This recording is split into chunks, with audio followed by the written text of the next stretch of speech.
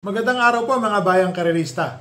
Magbibigay na po tayo ng tip, giya at impormasyon sa araw ng December 2, araw po ng Sabado, 2023. Tara!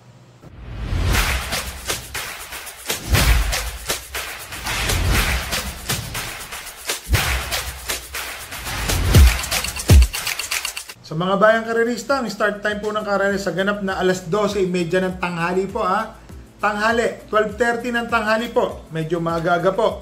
Alam niyo po ba kung bakit? Kasi meron po tayong awarding ng Hall of Fame dyan po sa Diamond Hotel po. So, pakita ko lang po. Maganda po ang lineup. No bearing races na po. Nag-start na po kahapon, December 1. So, yun po. Medyo nahirapan na po tayong kumalkula ng karera. Tatanong-tanong tayo. Alam niyo naman po. So dito po sa race number 1, 2-year-old maiden race. So pabago-bago po ang mga takbo ng kabayo dito. Baka magulat po tayo, mayroong lumabas na mas mainam, mas magaling po mga bayang karerista. Dito po ako sa entry number 4, Parisian Life. Lumaban po ito na itong nakaraan, yung malaking karera, nanalo po yung si Dakis na napakainam po, nandoon po, marami po magaling na kabayo doon. Kahit mapansin nyo na bugaw po ito, pero tersero po ang nilundag niya. Ibig sabihin, may katulinan po yung kabayo na to. Kahit 1,400 meters. So, para sa tingin ko lang po, pare-parehas po ang tiyempo nila rito. Siya po ang first choice ko. Ang second choice ko po, yung entry number 1 na Road Safety. Meron po kasi itong 1.16 na barrier. So sa tingin ko po, baka mag-aumento pa ho ito ng 1 buong segundo o 1.5 kalahati, malaking bagay po yan sa kabayo. Siya po ang nilagay kong second choice. So ulitin ko lang po, dito sa race number 1, ano nga pala mga bayang karerista, lahat po ng karera natin ay 1,400 meters. So dito po sa race number 1, first choice po, entry number 4, Parisian Light. Second choice po, entry number 1, Road Safety. Dito na tayo sa race number 2, mga bayang karerista. First choice ko po, entry number 3, See You Tomorrow. Lahat po ng takbo nito, mga bayang karerista, always in the money. Ito pong huling 4 runs niya. Nanalo, segundo, tersero. Kung mapapansin nyo po, may kainaman po itong kabayo na ito ngayon. Ang second choice ko po dito, bayang karerista, is yung entry number 4 po, na si True History. Bakit po si True History? Matuling kabayo po ito. Wala po ako nakikitang ganong katulin dito sa karera na to. Kaya siya po ang nakikita ko po na maaari pong manalo. Na sumilat sa Yamado po. Siya po ang panigunda ko po. So mga bayang karerista, ang third choice ko po dito is yung entry number 7. Na kabayong work from home po mga bayang karerista. Ito po kasing kabayong work from home, ang baba na rin po sa laban nito. Kaya siya po ang nilagay kong panersera. Papatungan pa po ni Pabs Caballejo. Ulitin ko lang po, no bearing naman. So, pwede kang manalo dyan. Alam mo na, kanya-kanya diskarte po yan. So, dito po sa race number 2, first choice po, entry number 3, See You Tomorrow. Second choice po, entry number 4, True History. Third choice po, entry number 7, Work from Home. Eto na. Race number 3, 9 entries. May kabayo po tayo si Rain Go Away. Kung mapapansin nyo po, bakit po tinesting ni MR Elos? Minus 3 kilograms po yung bata. So baka pumabor po yung minus 3 kilograms niya. Malaking bagay po yan sa kabayo. Magaan. So may kabayo po tayong Rain Go Away. Third choice ko lang po yan. Ang first choice ko po dito yung entry number 3 na si Shine. Mga bayang karerista, no bearing po, tandaan nyo. Magaling na kabayo po ito. Tingin ko mananalo. Yun nga lang po, rating 11. Your choice is good as mine. Yun lang po masasabi ko po. Second choice ko po yung entry number 2 na si Magnifico. Mga bayang karista, ito po kasi si Magnifico.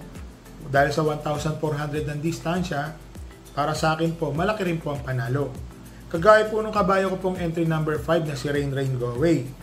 Third choice ko po yan, labas po yan. Nung nakaraan po kasi medyo nakatutok po siya agad sa quinto pwesto, pang-4, pang-5 umatras.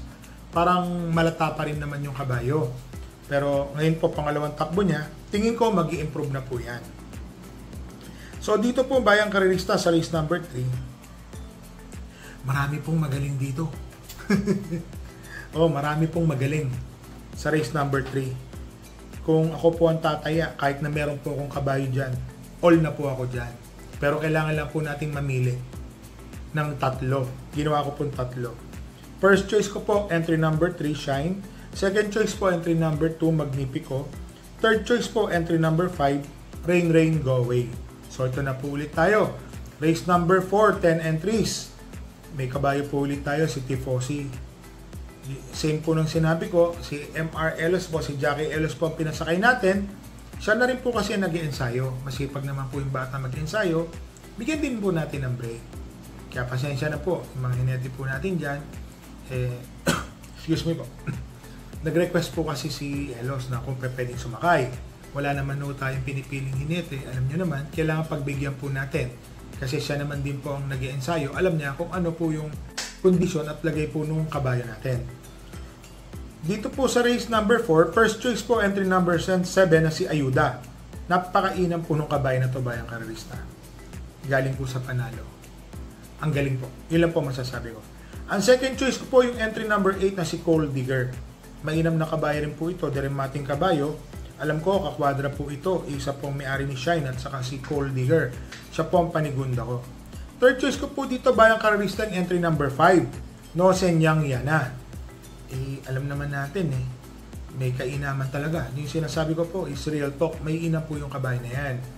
Tapos ilagay ko pong pang-apat si Tifosi. So totoo lang, maganda na ho yung kinikilos niyan. Para sa akin po, gamay na lang po ng hinete ang kinakailangan. Magabayan lang po kung paano po re-remate. I-request ko po sana si John Alvin Guse. Nagsaserve pala ng suspension po ata si Alvin Guse. So hindi po natin siya may re-request na mapapasakay. So dito po sa race number 4, first choice po entry number 7, Ayuda. Second choice po entry number 8, Coal Digger.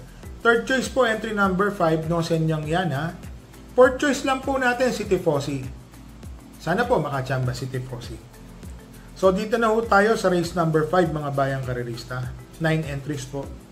First choice ko po entry number 2, Top of the Line. Para sa akin po kasi magaling po ito. Merong katakbo po ito na 1.27, bumulaga. Yun nga lang ho, iba po ang nanalo, nametahan siya Yun po ang pagkakaalala ko Correct me if I'm wrong po, pero mainam na kabayo po itong Top of the Line. Ang second choice ko po dito, entry number 6 na si Mythic Leila. Ito po kasi deremating kabayo.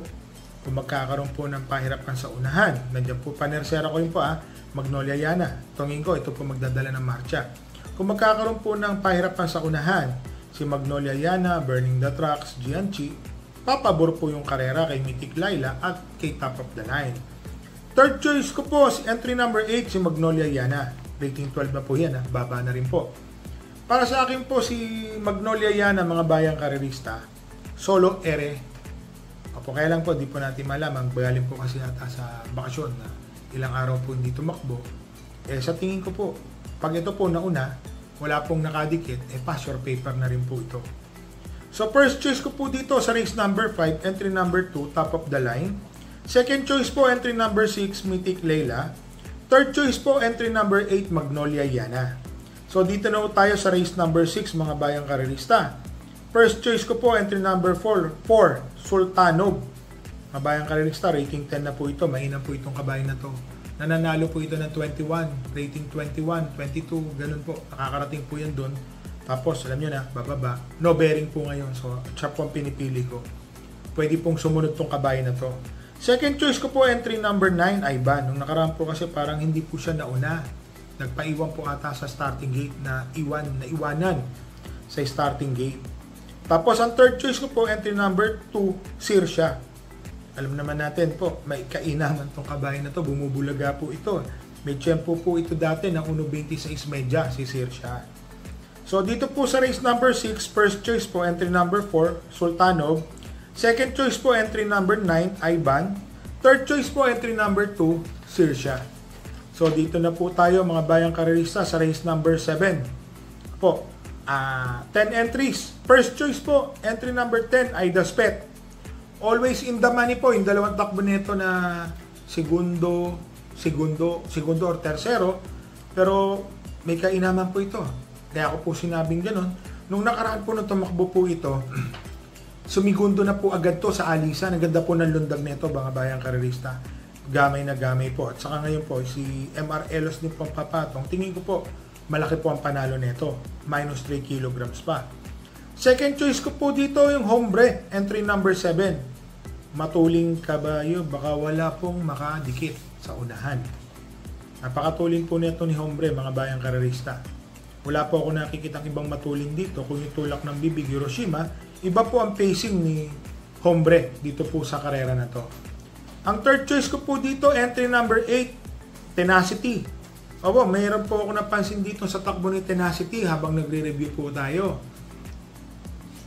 Magaling pala to. Yun lang po masasabi ko. Magaling tong kabayan na to. Mainam po ito. So ito po, nakababa rin po ito ng rating 9. So parang meron po ito, galing po ito sa panalo ng kanyang maiden race. Alam niyo na, mainam, may kainaman po. So dito po sa race number 7, first choice po entry number 10, Aida's Pet. Second choice po entry number 7, Hombre. Third choice po entry number 8, Tenacity. So mag-shoutout lang po tayo kay Randy Buke, kay Mr. Francis Dumapit, kay Darby Dublin, Catalina Balinang, o si Aling Nayang yan, si Catalina, Miss Catalina Balinang, at kay Mr. Carlos, Loxiboy at Kyle. So mga bayang karerista, re-remind ko lang po kayo. Ito pong karera po ng buong buwan ng Disyembre, but balita ko po is no bearing. So, alam niyo na, your choice is good as mine. Yun na lang po masasabi ko. Kaya wag po tayo tatayan ng malaki sa bawat karera. Totoo po tayo magkalat. Maraming kombinasyon, mas malaki po ang tsansang manalo. Wag lang naman po yung outstanding na outstanding. Alam niyo naman, mahirap. Outstanding, magkakalat tayo. Sibak tayo dyan. Talo tayo sa puhunan. Tatama.